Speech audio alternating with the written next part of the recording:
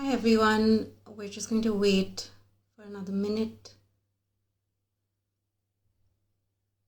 Okay.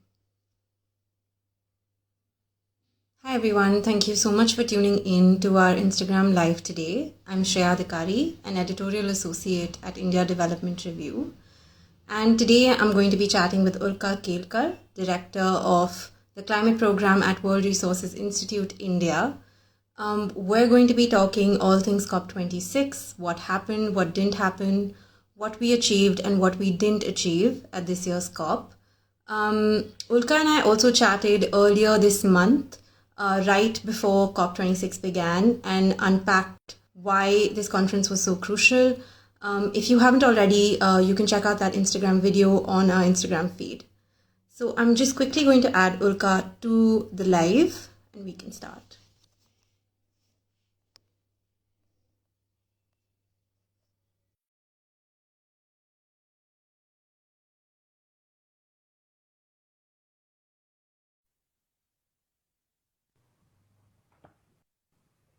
Hi, Hi, Shreya. how are you? Good, thank you. Nice to be chatting with you again about COP26.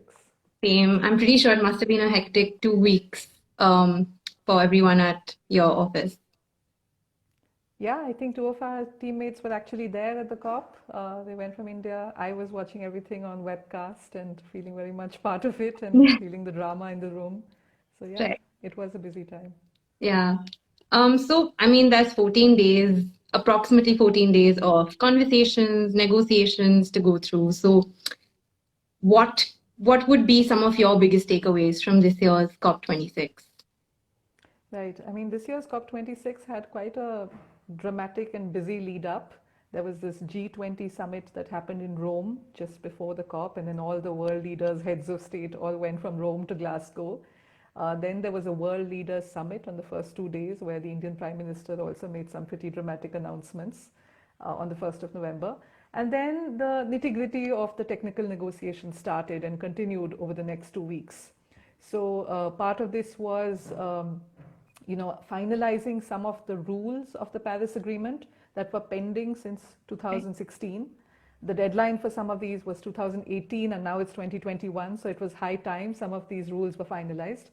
And mainly these related to the rules of international carbon trading, of carbon markets. So this was agreed, and the issue over here, why it took so long, was because while countries realized that carbon trading is a nice instrument to introduce flexibility into the whole business of emissions reduction, but if you have very lax rules, then what will happen is emissions reductions won't really happen. Countries will simply use basically these rules to their advantage. The same country that's selling the emissions and the country that's buying the emissions may both account or claim credit for the same emission reductions. So, it's important to have the rules working well so that the carbon market delivers emissions reductions over and above what would have been achieved. So that's why it took a long time. There were also a couple of other really big takeaways. So, for example, we all know that ever since the IPCC Code Red report came out this summer and all these extreme events that followed this year, there's been a growing sense of urgency about the need to do something about climate change.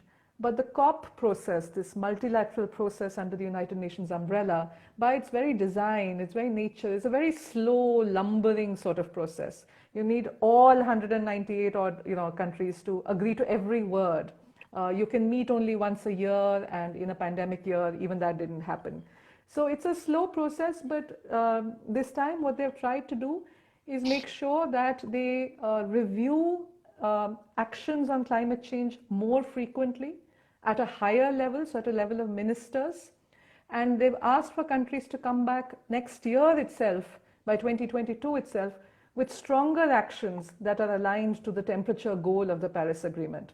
So I think with this stricter review process that has been introduced this year, there will be more opportunities for course correction.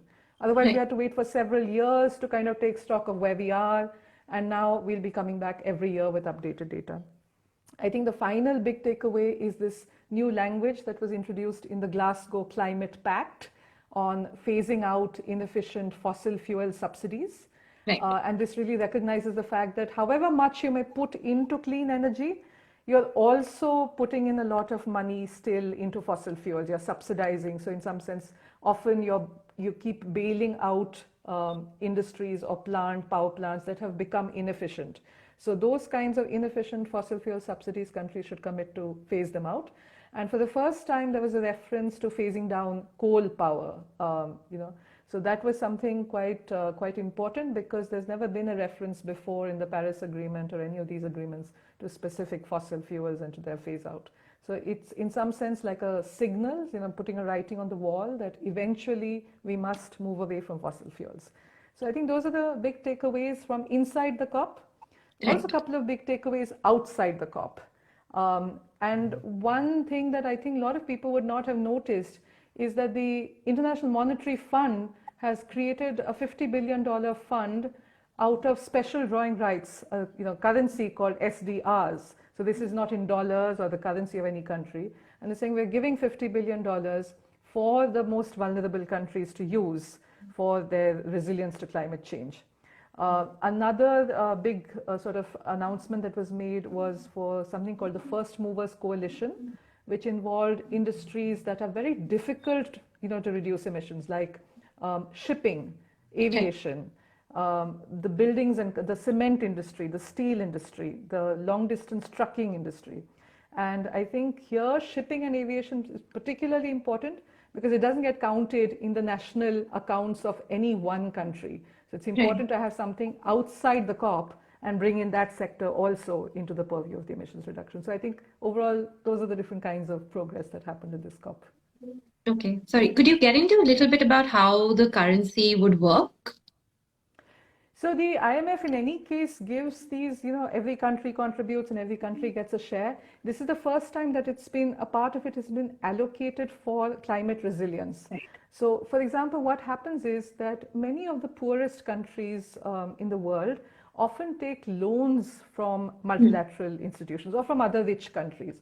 And they have to repay these loans. It may be, for example, to build a bridge or to build a port, right? But this is a loan that has to be repaid. Now, what has happened this year is the recognition that just when these countries were all hit by the pandemic, they were also hit by a number of climate disasters like hurricanes and storms. And so they actually had to cut back. They had fewer resources available to invest in adaptation to climate change. They got even deeper into debt that was made worse by this kind of climate loans. Right? So in recognition of this growing climate debt and this double whammy that these countries are facing, poor economies facing, having to repay loans, facing the pandemic and having to recover, from the economic recession due to the pandemic, and facing natural disasters that are being made worse by climate change. So this is like a new infusion of capital into the system that these countries can draw on, and so they don't have to get deeper into debt. Okay. Thank you. For everyone who joined in, I'm Shreya Adhikari chatting with Ulka Kelkar about all things COP26 right now. We're covering what exactly went down in Glasgow. A lot went down. We're just trying to cover as much as possible right now.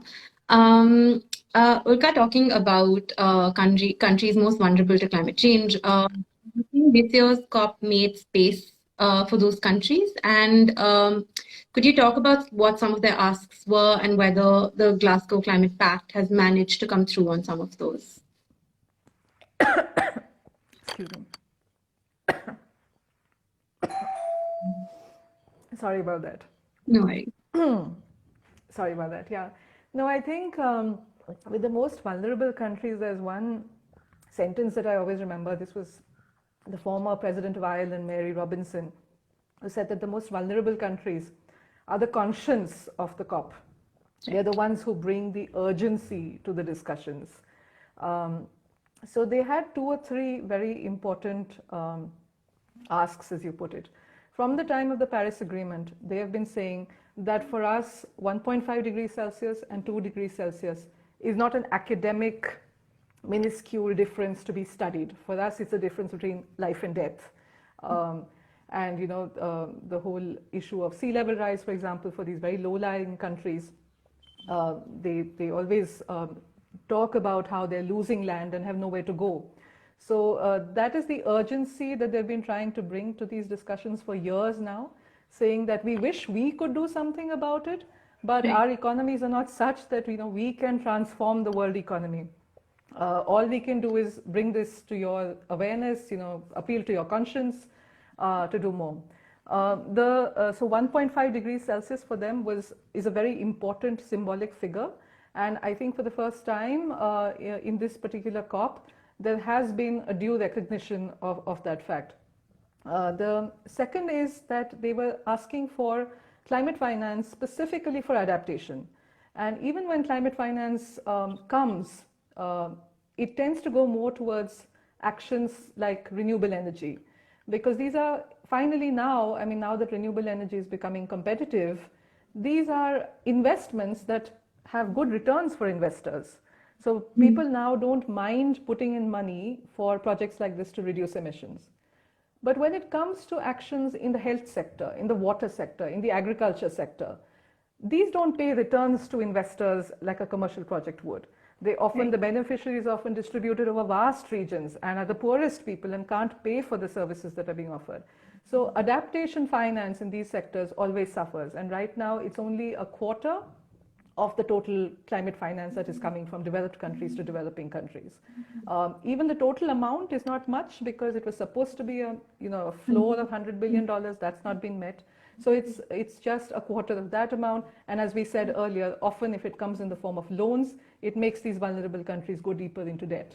So in this particular COP, there is now sort of countries are required to double the amount of adaptation finance specifically.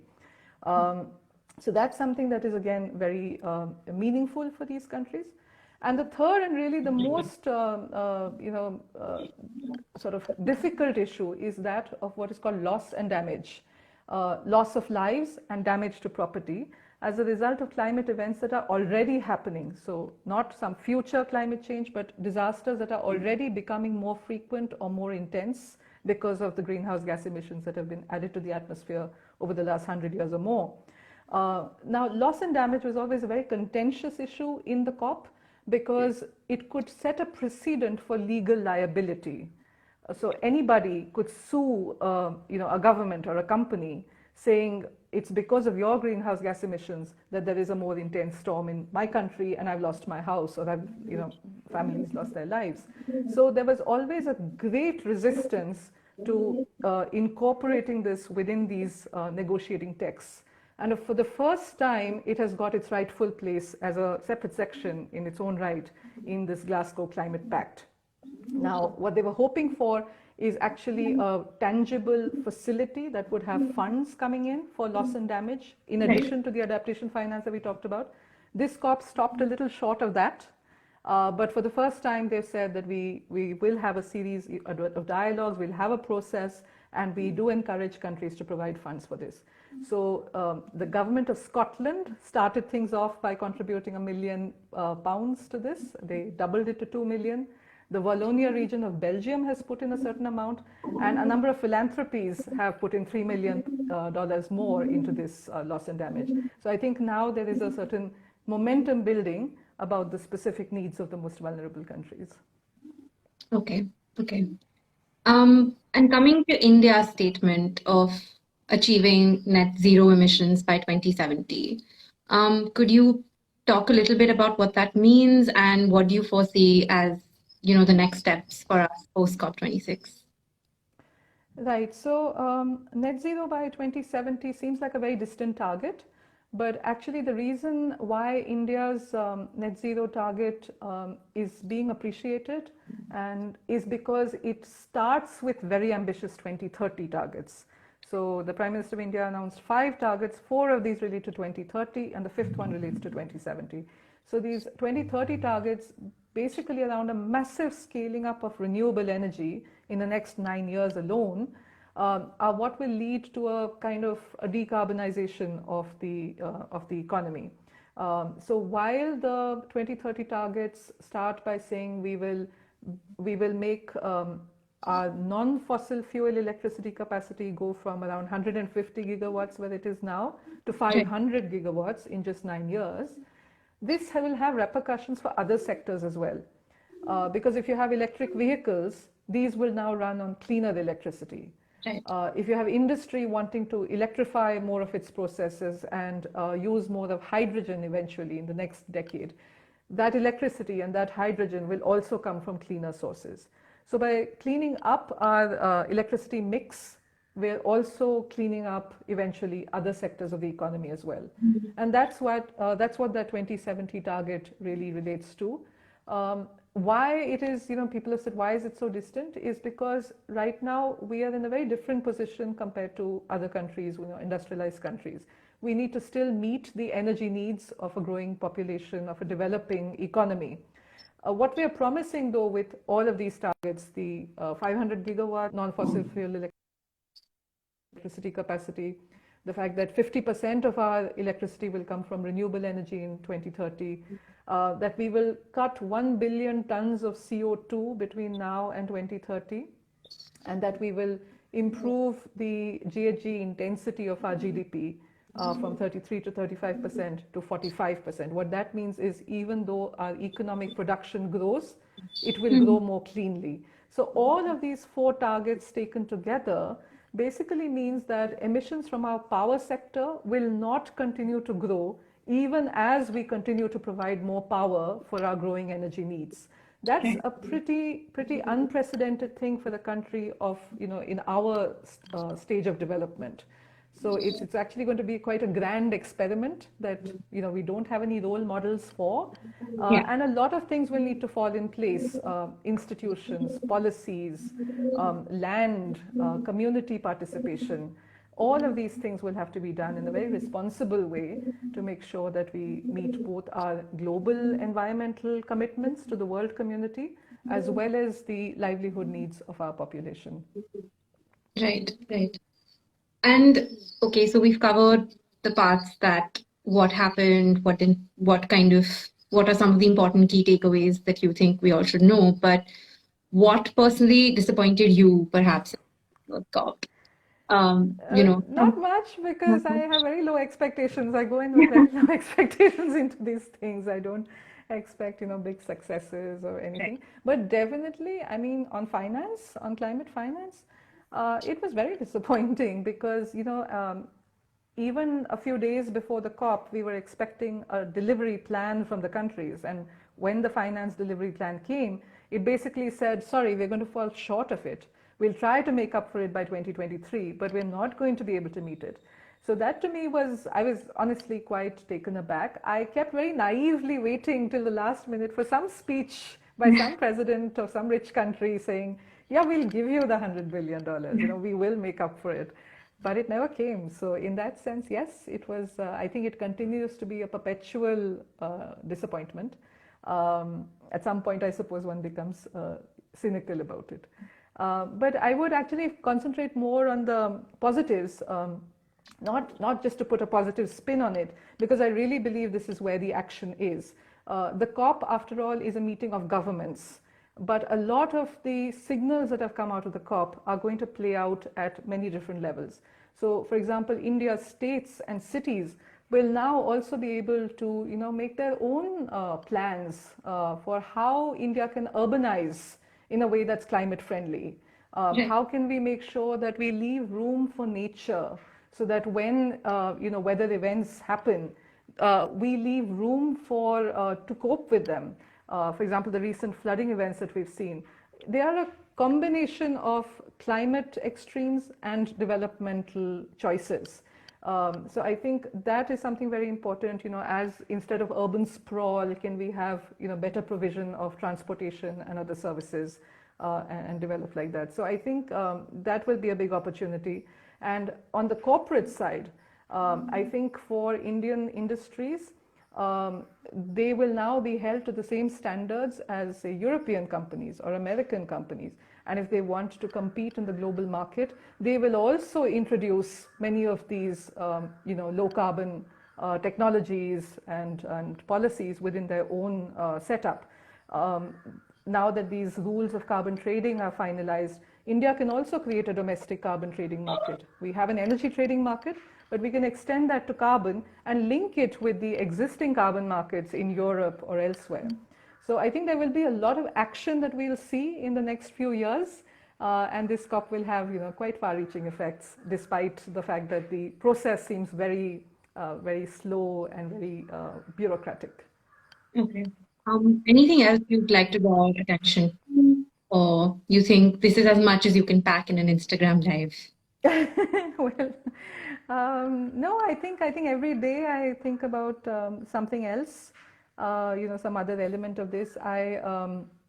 I ended the previous Instagram live by saying that it means very much to me that young people, in particular, should have hope, should not lose faith in the process, should not despair. And I think that is, again, the message that I would like to give. Again, not to put a spin on it or not to make it, not to divert attention from the gaps that are there, but simply to say that there are a lot of different things that can happen in the COP, outside the COP, on the ground, and there is a role for each of us to play. So, I'd be happy to, if there are any particular questions, you can feel free to share. My Instagram account is there. Feel free to send me a comment or a question, and I'll be happy to talk more about how things are moving. But I think it's sometimes some of the negative things are more visible, and the progress seems incremental and behind the scenes. But there is progress happening, and somebody once said, change happens slowly and then all at once. I think maybe now we're in the slow phase of the change, and then all at once there will be more dramatic transitions in various sectors of the economy. Thank you, Ulka, for always ending our Instagram lives on such optimistic, positive note. To everyone who's just joined, I was chatting with Ulka Kelkar, Director of the Climate Program at World Institute, about what happened and what didn't happen at COP26. This video will be available on our Instagram page today, and you can view it whenever possible. Thank you, Ulka, for taking our time and sharing your key takeaways from COP26. And thank you to everyone who tuned in. If you would like to learn more about Indian climate action strategies, suggest you check out the second episode of our podcast called On the Contrary, titled Climate Change, Top Down, Bottom Up, featuring Ulka Kelkar, Mr. Nitin Desai, and Arun Myra. It's available across Spotify, Google Podcasts, and more. So please do listen and subscribe wherever you get your podcast. Thank you so much, Ulka, once again. Thank you to everyone. Thank you.